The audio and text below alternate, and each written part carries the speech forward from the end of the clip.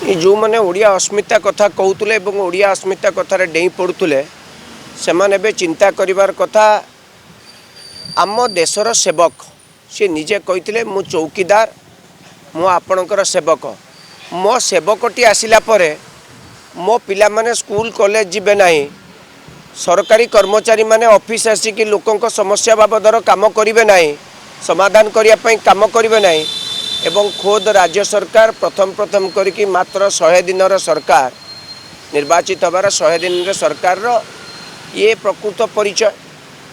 आपण कहतु प्रधानमंत्री प्रथम थर पर ओडिशा आछंती कि ना पूर्वर आछंती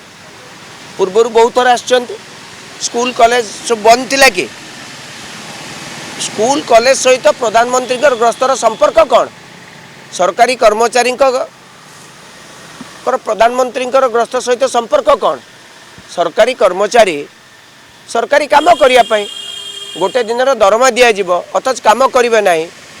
आज मेट्रिकुलेशन परीक्षा चलती हाफ इयरली परीक्षा चलती जोटा कि टेस्ट आम कौचु परीक्षा सेमती यूनिवर्सिटी बंद एबे ही पाठ्यक्रम आरंभ है जुलाई मास पाखर आपण बंद करदे गोटे दिन क्या खुशी करने निष्पत्ति नहीं या कह जाए अत्यंत निम्न स्तर को जाइए सरकार एभली निष्पत्ति नहीं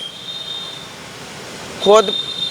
प्रधानमंत्री नरेंद्र मोदी को खुशी करने